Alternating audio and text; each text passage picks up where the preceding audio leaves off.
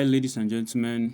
Let us recap for how last week went, right? So, coming over to my screen right here. The trades we took last week was GBP, JPY, and NZDUSD, right? So I was calling them on the Telegram, as you can clearly see right here. I was calling GBPJPY right here, which is going to be the first trade I was interested in, and we called the second one, which is NZDUSD, right? So this is pretty much how they played out. Let me show you right here. GBP JPY daily time frame was bullish, as you can see right here. Market shifted here. Market broke under this level, making this the lowest point, and this is the lower high for that. And then all other market structure right here is bullish. We had the area of interest right here, and then in the 4-hour time frame, markets broke above the area of interest. We had a retracement and a doji, right? This is the 4-hour time frame. We had the retracement right here and a doji right here. So on the 1-hour time frame, which is the entry time frame, I pretty much waited for a retracement. So I actually had a little bit of a late entry, right? Because this right here was the retracement and the engulfing. But I was just a little bit skeptical, you know, because I've seen this before. So once I saw another engulfing, which is this one right here, I decided to now enter on the engulfing, and then I targeted 1:2 risk reward ratio, and then we finally got take profit. So I'll show you when I called the trade right here. So I called GBP JPY, which is this one right here, when I was about to enter, which is literally the same exact entry point, right? So I pretty much held the trade to final take profit. Then the second trade, I will explain that one a little bit more better. NZDUSD, right? So NZDUSD. So I was looking to enter NZDUSD somewhere around here before, right? I think I posted it on the Telegram. Yes, it's this one, right? NZDUSD, I was looking to enter around here before, right? I was looking to enter around here before, but I'll explain why I did not enter at that point, right? At the end of the day, it became a loss. So basically, this is the entry time frame, which is the 1-hour time frame. So what we are looking for was just a break, as you can see right here. It broke this low and it had a retracement. So all we are looking for to enter this trade was an engulfing candlestick. So this right here did not engulf this candle, as you can see. So that's not an entry. This candle did not engulf this candle. This candle was looking like it was going to engulf this candle. That's why I was interested in this market. But at the end of the day, it did not close it didn't close as an engulfing candle. So that's why we did not enter this trade, and that was a loss avoided. And that's why I was explaining for you guys that this was a loss avoided. As you can see, we are looking to enter because it was looking like it was going to be an engulfing right here. As you can see, this is how it was forming. I was paying attention to enter, and then it didn't really close as an engulfing. That's why you need to enter on the next candle after the engulfing, not at the engulfing. Are you with me? So that's how we avoided this loss. And then price pretty much came back all to area of interest again. And from the EMA, you can clearly see that as soon as it looks like from the EMA, you can see that price shifted bullish after it hit stop loss, shifted bullish. Then we had to wait for market to shift bearish again. So as you can clearly see right here, market shifted bearish right here. We could have entered here, but that's not engulfing again. It shifted bearish again. Now we would have wait for a retracement and engulfing to enter, but shifted bullish. So that market was bullish, so we cannot enter there again. And now it shifted bearish again. Now we had the retracement and engulfing. So this one, I did not actually enter this because I was not really active on my chart at that time, right? I was writing test, right? So I missed this first entry. So then this second entry was pretty much a new trade on its own, right? This right here, we just missed this one. So this one was a new trade on its own. So we had a new break, a new retracement, and engulfing. So I could have entered any. Let me remove this, please.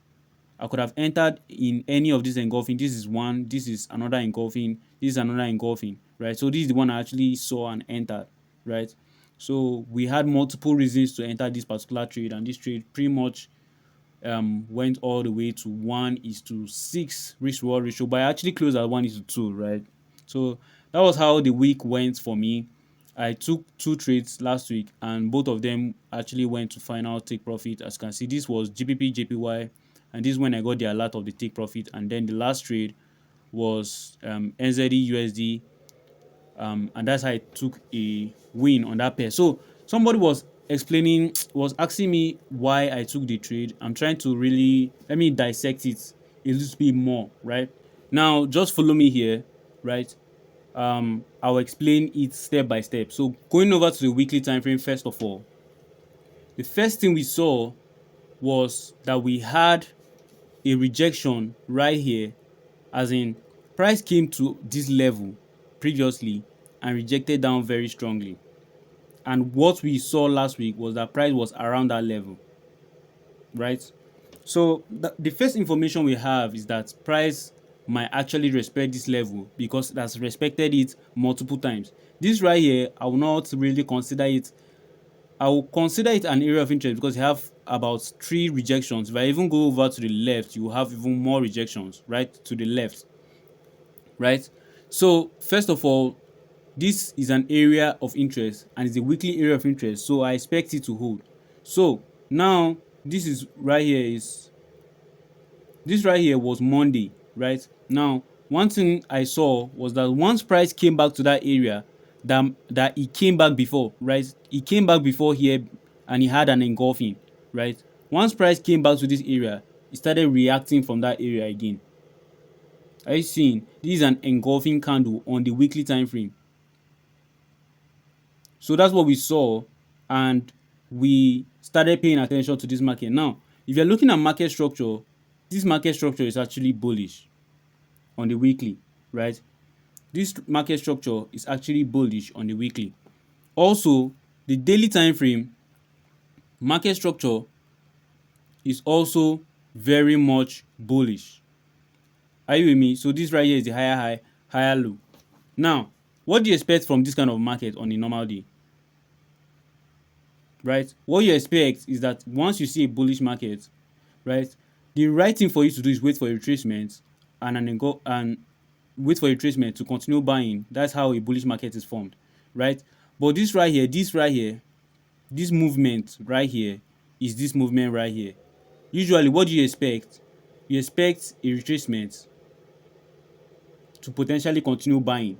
Are you with me? That's just how a bullish market is formed. So you might actually consider this trade idea a bearish, a sorry, you might actually consider this trade idea a counter trend trade because the overall market structure is bullish. Daily and weekly is bullish. So I explained this thing last week, right? That's why you need to be watching the videos. I explained it last week. So this right here was the counter trend trade, but it was looking good because we had a very strong weekly resistance level, right? When we came back to this level on the daily time frame, it started reacting. It came back, it came to the area the first time, it reacted to the downside. It tried to test that area again, it slowed down and reacted to the downside. Clearly, it shows that compared to the blue candles, the red candles are very strong. Are you with me?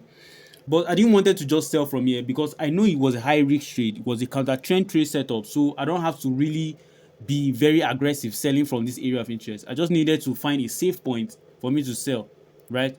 Now, for 4 hour time frame, let's go over to the 4 hour time frame. Now, coming over to the 4 hour time frame, what we realized was this, right? We now had a an area of interest right here, right? So this area of interest is the 4 hour area of interest. Now, I don't expect to get a daily area of interest in this case. Why? Because it's a counter trend trade setup and you can barely see an area of interest that is not supporting the daily you can barely see an area of interest that is not supporting the overall trend on the daily time frame, right? So that's why we are using the 4 hour time frame. I explained this last week on the weekly setups, right? So now this 4 hour time frame, we had at least multiple rejections. Now all I need to see was a reason to show that this weekly area of interest is actually going to hold. Do you understand what I mean? The weekly area, I just wanted to see if there's any sign in the market that shows that this weekly area of interest is going to hold. And if it holds, it shows that it might actually have that retracement that we had previously, right? So I just wanted sign to show that this area of interest might actually hold this second time. so that we might actually get this sell that happened previously, right? So coming over to the 4 hour again, all we saw, if you're just looking from only EMA, for example, now, all we saw was that market structure was bullish, and once it came back to area, it started slowing down, and even started shifting structure bearish, right? Now, for me to be able to sell this market, I really needed the market to be trading under the 4 hour area, right? Just to feel more confident, right? I just needed price to start trading under this area because it has held price as support. Anytime price came here, it actually rejected to the upside. I needed it to be below for me to be able to sell, right? Now that it's now below, like you can see right here, it had a retracement. I was looking for reasons to sell from here. We didn't get it, right? We started creating lower lows and lower. As you can clearly see, it was breaking structure to the downside, right? And then that's what I explained to you guys on the entry signals, right? So this right here, why did we not sell from here the first time? Right? Because clearly we had a break and we are testing this level. So let me explain why we didn't do that. Now, as we had a break, if we had the retracement from here all the way to this level, we could have sold. But we didn't sell because he actually did not have the retracement all the way to this level. He broke and created a new lower low. So this right here is the new lower low. This is the new lower high. This is the new lower high. And as long as we now broke above, this market structure is clearly bullish, right? So this right here might actually be a shift of the structure, but we do not really pay attention to this market. Why? Because it was just a one candle shift. We need like a two candle. If you look at this, it's like 1, 2 before the shift. Are you with me? 1, 2 before the shift. So pretty much it was not really looking good. It doesn't mean that it was not good to trade, but to me it was not looking good. So I was looking for a clear market to sell from. By the way, we were paying attention to this market at this point, right? We were paying attention to this market at this point. So pretty much I was actually going to just look for an engulfing right here to sell, but the engulfing was too much. So we had to look for a new trade idea, which is this one right here. So price had a break, a retracement, and there was no engulfing for us to sell. That's why we avoided this loss. So price came back to the 4 hour area of interest again. It now had a new shift of structure. Clearly from the EME, you can simply tell this. It was bullish and it shifted bearish. That's when I started paying attention to this market. This was the first entry, this is the second entry, and pretty much price would have given me a 1:6 risk reward ratio. I don't know if this makes sense, but I really hope it does. And that is pretty much the two trades we took last week. Other trades idea, we did not really get them. I was looking for a retracement right here to sell. Price pretty much did not retrace all the way up here, right? So we did not enter on this market. GBPNZD, we were looking for market to buy, but price shifted bearish again, so we did not really end up buying. The overall trend was buys, but we did not really get the opportunity to buy because shifted bearish, right? NZDJPY, we are looking for price to have a break, a retracement right here to buy, and it did, and eventually shifted bearish again. So we did not take that JPY pair. The only JPY pair we took was GBPJPY, which we closed in profit before the reversal, which is very good. GBP USD JPY, I was looking to sell this market, I remember, but price never really had a break and retest for us to sell. And AUD card was another pair we were paying attention to last week. Pretty much we were waiting for price to have a retracement to here to sell. Price at the retracement was still bullish, so there was no reason for us to actually sell. As you can see, it broke above this high, higher low. We cannot sell in a bullish market, right? So we were waiting for it to shift bearish, which it never did, and pretty much lost avoided again. That's how last week went, right? So that's pretty much it for how last week went. So I'm going to be breaking down these pairs again for this new week to see how it goes, right? And I'll see you guys on the next video.